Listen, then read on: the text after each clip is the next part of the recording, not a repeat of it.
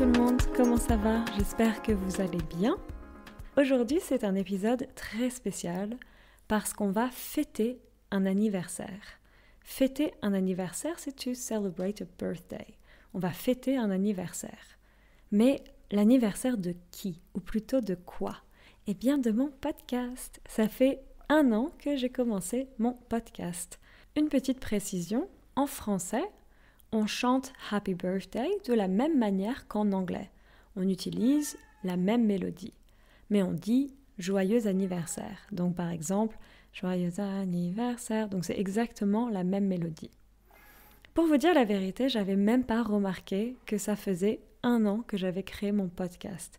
C'est un de mes contributeurs sur Patreon, Ramour, qui m'a dit que ça faisait déjà 1 an. Alors, pour fêter cet anniversaire, je me suis dit que ce serait sympa de faire un petit best-of de cette année, de revoir un peu de quoi on a parlé pendant cette année, to make a little overview. Donc, de voir un peu de quoi on a parlé pendant cette année, de faire un petit best-of. Et comme ça, ce serait un bon moyen, a good way, un bon moyen pour vous de revoir un peu de vocabulaire. Mais avant de démarrer notre petit best-of, je voulais surtout vous remercier. À la base, j'avais commencé ce podcast parce que moi-même, j'aime écouter des podcasts pour apprendre des langues et ça m'aide beaucoup. Donc je m'étais dit que peut-être je pourrais également aider des gens à apprendre le français en faisant mon propre podcast. Et à ce moment-là, la crise du Covid avait démarré.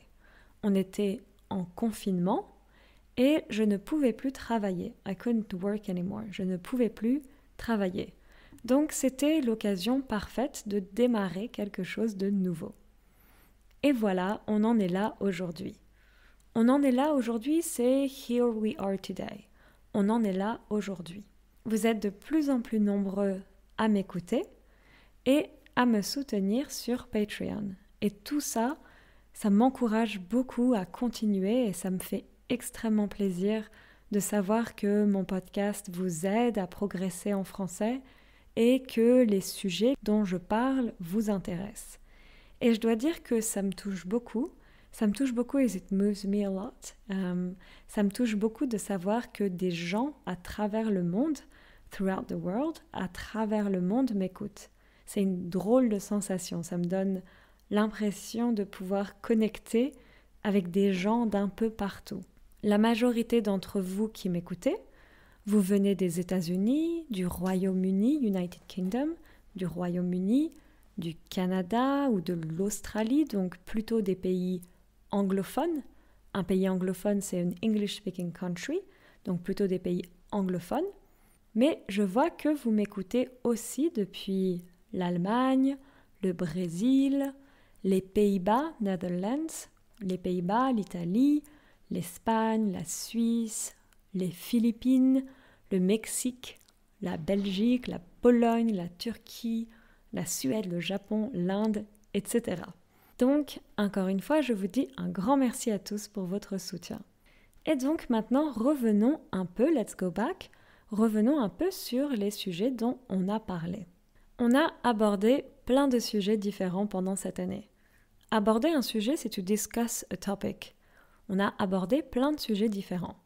On a parlé de la culture française ou de la société française. Je vous ai expliqué comment l'école est organisée en France. On a parlé de la consommation d'alcool chez les Français, du tournoi de tennis de Roland-Garros. Pour ceux qui se souviennent, j'avais perdu un pari. For those who remember, I had lost a bet. Perdre un pari, c'est to lose a bet. I had bet that Tsitsipas would win, and he didn't, so I was supposed to make a banana bread for a friend, and I haven't yet. I'm a very bad friend, but I will do it. Donc, pour ceux qui se souviennent, j'avais perdu un pari avec un ami, et je devais lui faire un banana bread que je n'ai toujours pas fait, mais je vais le faire bien sûr. Alors, je vous ai expliqué certaines choses qu'il faut éviter de faire en France. Éviter, c'est to avoid. Certaines choses qu'il faut éviter de faire en France si vous ne voulez pas être vu comme quelqu'un de mal poli. If you don't want to be seen as an impolite person, si vous ne voulez pas être vu comme quelqu'un de malpoli. Donc, souvenez-vous bien de ramener quelque chose si vous êtes invité chez des Français, to bring something, de ramener quelque chose si vous êtes invité chez des Français, d'éviter de parler d'argent, si vous ne les connaissez pas bien surtout, de laisser trop de nourriture dans votre assiette, ou de trinquer, to toast, de trinquer sans regarder chaque invité dans les yeux. So do you remember I was explaining to you that when you toast with French people, you have to make eye contact with each person. Donc soyez bien sûr de trinquer avec les Français en les regardant dans les yeux. Au tout début de mon podcast, on a parlé d'un sujet un peu plus grave, les problèmes de violence policière. C'était en plein pendant l'affaire Michel Zecler. En plein pendant l'affaire, c'est right in the middle of the scandal. En français, on dit l'affaire ou le scandale. C'était en plein pendant l'affaire Michel Zecler.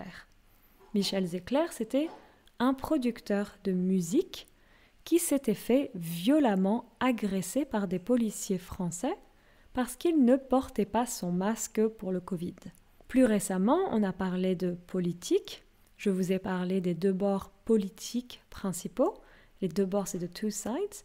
Je vous ai parlé des deux bords politiques principaux, la gauche et la droite, des différents partis politiques français, du fonctionnement des élections présidentielles en France et des candidats les plus populaires pour les prochaines élections présidentielles qui auront lieu en 2022. Avoir lieu, c'est to take place. Donc, les prochaines élections présidentielles qui auront lieu en 2022. Emmanuel Macron, qui est le grand favori, même s'il n'est pas encore un candidat officiel, Marine Le Pen et Éric Zemmour, qui font partie de l'extrême droite française, Xavier Bertrand, candidat de la droite, Jean-Luc Mélenchon, candidat d'un parti d'extrême gauche, Yannick Jadot, candidat vert ou écolo. So green candidate, c'est candidat vert ou on peut dire aussi écolo. Par exemple, on peut dire c'est un écolo ou il est écolo ou elle est écolo. Et Anne Hidalgo, la candidate socialiste du Parti socialiste, qui est l'actuelle maire de Paris. La maire de Paris, c'est donc the mayor from Paris, la maire de Paris. On a aussi fait un épisode sur la presse française où je vous ai parlé des différents journaux de la presse française, les quotidiens, les journaux hebdomadaires ou mensuels, et on a parlé un peu plus en détail du journal Charlie Hebdo qui avait été victime d'une attaque terroriste en 2015 et du Canard enchaîné, un journal d'investigation qui a révélé plusieurs grands scandales qui ont marqué l'histoire de France. On s'est beaucoup baladé à Paris aussi. J'ai partagé avec vous une petite liste d'endroits que j'apprécie particulièrement à Paris. Je vous ai parlé du Lavomatique, un bar secret dans lequel on rentre en ouvrant la porte d'une machine à laver. So I told you about this secret bar. To get inside, you have to open the door from a washing machine, and then you get inside the secret bar. Donc, c'est un bar secret dans lequel on rentre en ouvrant la porte d'une machine à laver. Mais je vous ai parlé aussi du passage Jouffroy, un des plus beaux passages de Paris, où se trouve le musée Grévin, ou encore le Bouillon Chartier, une des plus célèbres brasseries de la capitale, où vous pouvez faire un voyage dans le temps, a time travel, où vous pouvez faire un voyage dans le temps, en remontant jusqu'à la fin du 19e siècle, by going all the way to the 19th century, en remontant jusqu'à la fin du 19e siècle. Dans un de mes premiers épisodes, je vous ai expliqué comment les arrondissements de Paris sont organisés. On a aussi interviewé Christine, qui nous a présenté le musée Carnavalet, un musée sur l'histoire de Paris qui est situé dans un très bel hôtel particulier. So you remember, un hôtel particulier doesn't have anything to do with a hotel. It's a house where a family used to live, and these houses are quite impressive. Et Christine, elle nous a également fait découvrir, she made us discover, elle nous a fait découvrir les différents musées dans lesquels sont exposées les peintures, the paintings, les peintures du grand peintre Claude Monet. On est allé au musée d'Orsay, au musée de l'Orangerie ou encore à Giverny, un village en Normandie où vivait Claude Monet. On ne s'est pas encore trop baladé en dehors de la région parisienne. En dehors de la région parisienne, donc c'est outside the Paris region. On ne s'est pas encore trop baladé en dehors de la région parisienne. On est juste allé au Pays Basque. Le Pays Basque, donc, c'est un territoire qui se situe dans le sud-ouest de la France et en Espagne. So, it's territory that is both in France and in Spain. Et j'espère que ça vous avait donné envie de visiter ce magnifique endroit où vous pouvez tout autant vous baigner dans l'océan Atlantique que vous balader dans les montagnes des Pyrénées. Alors, vous pouvez tout autant vous baigner dans l'océan Atlantique, c'est I'm not sure how to say this in English. You can as much go swim in the water in the Atlantic Ocean. Vous pouvez tout autant vous baigner, donc vous pouvez tout autant vous baigner dans l'océan Atlantique than walk around in the mountains from the Pyrenees. That was a very bad translation. Que vous balader dans les montagnes des Pyrénées. Donc, vous pouvez tout autant vous baigner dans l'océan Atlantique que vous balader dans les montagnes des Pyrénées. Bien sûr, on a beaucoup parlé de la langue française. Je vous avais expliqué un peu comment utiliser l'expression « quand même », parce que bon, on est quand même là pour apprendre le français. Et j'avais fait un épisode sur le verbe « passer », où j'avais passé un petit moment à vous expliquer comment utiliser ce verbe, et j'espère que ça s'était bien passé pour vous. If you haven't understood this sentence, you can always listen to this episode again. Je vous ai parlé du verlan, donc cette forme d'argot, de slang, qui consiste à inverser les syllabes d'un mot. Donc, verlan, it is a form of slang in French where the concept is to reverse syllables. Voilà, donc je vous avais parlé du verlan et je sais que c'est un peu zarbi, mais nous les Céfrans, on est un peu chelou des fois. I've used 3 words. Zarbi is bizarre. If you reverse it, it becomes zarbi. Mais nous, les Céfrans, this is les Français, it becomes les Céfrans, on est un peu chelou. Être chelou, it means to be weird. It comes from the word louche. Quelqu'un qui est louche, c'est quelqu'un qui est suspicieux. Donc je disais, je sais que c'est un peu zarbi, mais nous, les Céfrans, on est un peu chelou des fois. These are a lot of verlan words in one sentence, but just to make a little example. Et en plus du verlan, j'avais fait une petite liste de mots d'argot qu'on utilise souvent en français. Mais t'inquiète si t'as zappé ce que j'avais dit. Donc t'inquiète is from ne t'inquiète pas, don't worry, and it becomes t'inquiète. Zapper quelque chose is to forget something. Par exemple, j'avais zappé que j'avais rendez-vous avec lui. I forgot that I had a meeting with him. J'avais zappé. Donc t'inquiète si t'as zappé ce que j'avais dit. Don't worry if you forgot what I said. Et on a vu aussi plusieurs expressions françaises qui sont couramment utilisées. Comme par exemple l'expression « il fait un froid de canard » que j'ai utilisée dans mon dernier épisode. Et aujourd'hui encore, il a fait un froid de canard à Bruxelles. Donc un froid de canard, c'est quand il fait très froid. Vous l'avez sûrement remarqué, un des sujets dont j'aime particulièrement parler, c'est l'environnement. On a essayé de comprendre un peu pourquoi la planète se réchauffe. Se réchauffer, c'est to get warm. Donc, pourquoi la planète se réchauffe. Comment, depuis la révolution industrielle, on libère énormément de gaz à effet de serre, greenhouse gases, de gaz à effet de serre dans l'atmosphère. Ces gaz à effet de serre, ils capturent de la chaleur. La chaleur, c'est heat. Ils capturent de la chaleur, ils réchauffent la planète. Et à la suite de ça, les glaciers fondent. Le niveau de la mer augmente, water level, donc le niveau de la mer. Le niveau de la mer augmente, ce qui crée des inondations. Les inondations, c'est floods. Avec l'augmentation des températures, les périodes de sécheresse, la sécheresse est drought, les périodes de sécheresse sont plus longues, et donc les feux ou les incendies, donc fires, les feux ou les incendies sont également plus longs et plus intenses. Pareil pour les tempêtes, Les tempêtes, c'est storms. Pareil pour les tempêtes qui deviennent plus intenses avec l'augmentation de la température. Une des causes principales de notre crise climatique, c'est également la déforestation massive dont j'ai parlé dans un épisode. L'origine principale de cette déforestation, c'est notre agriculture et particulièrement notre production de viande.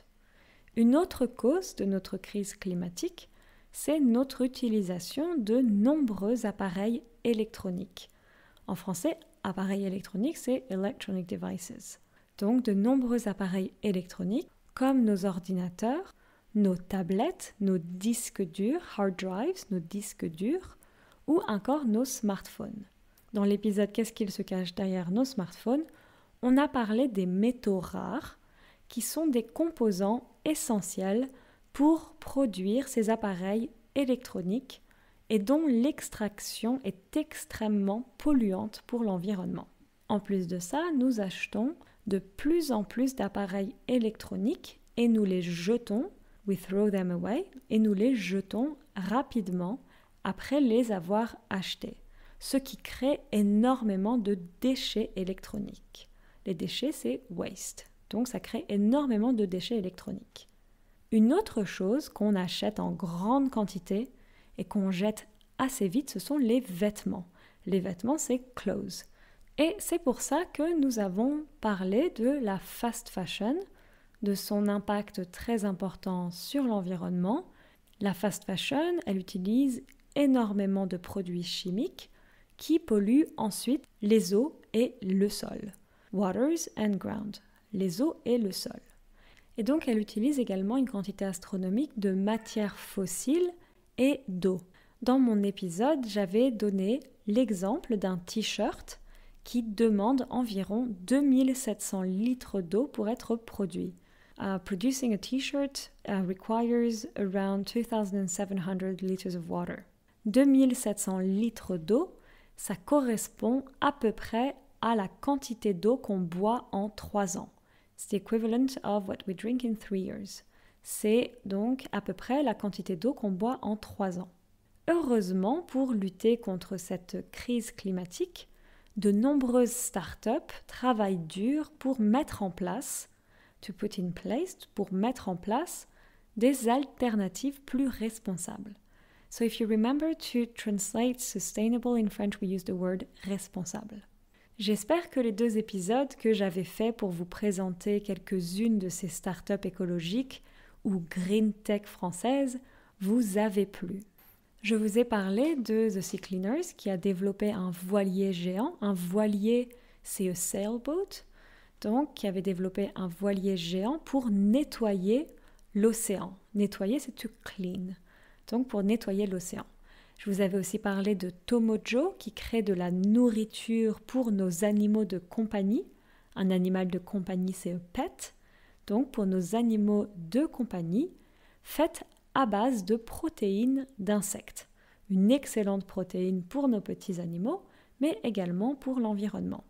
Un autre sujet qui me passionne, c'est l'histoire, comme vous savez peut-être aussi. Récemment, je vous ai parlé du triste massacre du 17 octobre 1961.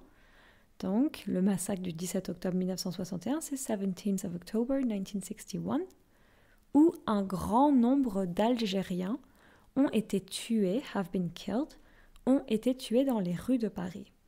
Je vous ai parlé de l'esclavage en France, slavery, l'esclavage en France pendant la période de la colonisation, de l'époque où l'Amérique était française, où on a parlé du Québec et des conflits entre les Français et les Anglais qui se disputaient le territoire.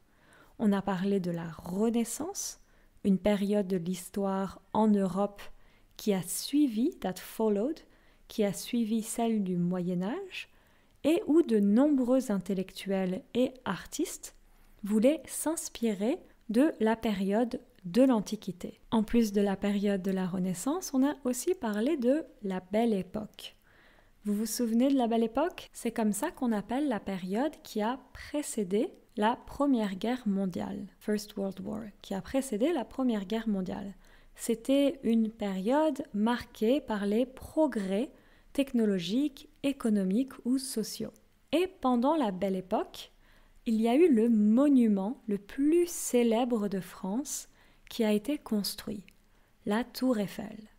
Dans un épisode, je vous ai expliqué que cette fameuse Tour Eiffel avait été construite pour l'exposition universelle de 1889, for the Universal Exhibition from 1889, pour l'exposition universelle de 1889. Et elle était censée, it was supposed to be, elle était censée être détruite après l'exposition. Mais finalement, elle n'a pas été détruite et elle est même devenue un des symboles de la France. Parmi les épisodes sur l'histoire, je vous ai aussi parlé d'une des plus grandes figures de l'histoire de France. Je vous ai parlé de Simone Veil, une femme qui a survécu, who survived, qui a survécu au camp d'Auschwitz et qui est ensuite devenue ministre de la Santé, Health Minister, qui est devenue ministre de la Santé en France. C'était une grande défendeuse des droits des femmes. Les droits, c'est rights, des droits des femmes. Et elle s'est battue, she fought, elle s'est battue pour que les femmes obtiennent le droit d'avortement. L'avortement, c'est abortion. Pour que les femmes obtiennent le droit d'avortement.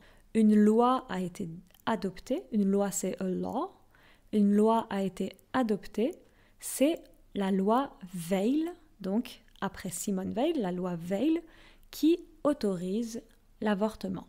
Et alors un autre sujet que j'adore, et ça vous l'avez sûrement remarqué c'est une notice, vous l'avez sûrement remarqué, c'est le cinéma. On a parlé des frères Lumière, deux ingénieurs qui venaient de Lyon. Lyon is a city in the south of France. Donc, c'est deux ingénieurs qui venaient de Lyon et qui ont participé grandement à l'invention du cinéma. On a parlé d'un grand classique du cinéma français, Les Enfants du Paradis. Do you remember this movie I told you about? Les Enfants du Paradis. Donc, c'est un film magnifique qui a été tourné, that was shot, qui a été tourné pendant la Seconde Guerre mondiale, en plein pendant l'occupation de l'Allemagne nazie en France. Donc en plein pendant, like I said before, donc right in the middle of something. En plein pendant l'occupation de l'Allemagne nazie, de l'Allemagne d'Hitler en France. On a aussi parlé de la nouvelle vague, the new wave, la nouvelle vague, un mouvement du cinéma français qui a commencé à la fin des années 50, at the end of the 50s, à la fin des années 50, et qui comprenait de grands réalisateurs c'est directors, de grands réalisateurs comme François Truffaut, Jean-Luc Godard ou encore Claude Chabrol. On a aussi parlé d'autres formes d'art. Comme je disais avant, Christine nous avait évoqué des peintures du grand peintre Claude Monet, mais on a aussi discuté de sculpture avec Camille Claudel et Auguste Rodin, deux grands sculpteurs, ou encore de photographie avec Robert Capa et Gerda Taro, deux grands photographes de guerre, war photographers, deux grands photographes de guerre qui s'étaient rencontrés à Paris. Et dernièrement, c'est comme récemment, donc recently, lately, dernièrement, on a voyagé en Grèce. We traveled to Greece. On a voyagé en Grèce. Je vous ai parlé des terribles incendies qui ont frappé la Grèce cet été. Donc quand je dis un incendie a frappé la Grèce, ça veut dire a fire hit Greece.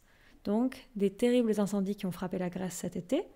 Et pour aborder des sujets un peu plus joyeux, on a écouté les bons conseils, les bons tips ou les bons conseils du philosophe grec Aristote pour devenir heureux. Être heureux, c'est to be happy, pour devenir heureux. On a aussi abordé le sujet de la crise financière de 2015 en Grèce, de l'influence du grec ancien sur la langue française. On a parlé des origines des Jeux olympiques à l'occasion des JO de Tokyo. Donc, for Olympic Games, you can say les Jeux olympiques ou les JO. Et on a fait un petit résumé de l'histoire de la Grèce, qui est un pays qui a été longtemps occupé par l'Empire ottoman et qui a traversé, qui a traversé de nombreuses crises comme la dictature des colonels dans les années 70.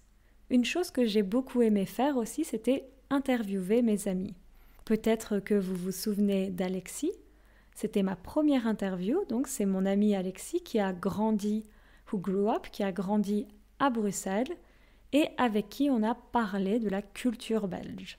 Ou peut-être que vous vous souvenez de Clara, avec qui on a parlé de la Cour pénale internationale, où sont jugées les affaires de crimes contre l'humanité, de crimes de guerre ou de génocide. Ou aussi peut-être vous vous souvenez de Léonidas, avec qui on a parlé de la Grèce, et il nous a même donné, il nous a même donné des bonnes petites recettes grecques que vous pouvez réaliser chez vous. Une recette, c'est a recipe. Et bien sûr, comme je disais avant, on s'est bien baladé à Paris avec Christine. Eh ben dis donc, on a parlé de pas mal de choses en un an. Eh ben dis donc, it's very difficult to translate. It's like, it's a very French phrase. Like, eh ben dis donc, it's like, well. In English it's just well, in French it's eh ben dis donc. It's written in 4 words. Eh ben dis donc. Eh ben dis donc, on a parlé de pas mal de choses en un an. Well, we have talked about a lot of things in 1 year. That's what it means. Eh ben dis donc, on a parlé de pas mal de choses en un an. En tout cas, pour moi, ça a été un vrai plaisir de faire tous ces épisodes. J'espère que pour vous, c'était également agréable de les écouter. J'espère aussi que vous sentez that you feel, que vous sentez que vous progressez en français et que mon podcast vous aide un peu. Le français est une langue qui n'est vraiment pas facile, donc vous pouvez être très fier, you can be very proud of yourself, vous pouvez être très fier de vous à chaque progrès que vous faites. Et au prochain épisode, on continuera notre série sur le système de récompense. Après avoir vu un peu comment notre cerveau nous motive dans nos actions, ou après avoir discuté de notre relation compliquée avec le sucre et pourquoi nous sommes attirés par les aliments sucrés, au prochain épisode, on parlera des impacts de notre agriculture ou de notre manière de manger en général sur l'environnement. J'espère que vous serez au rendez-vous et en attendant, je vous souhaite une excellente semaine. À bientôt, ciao ciao.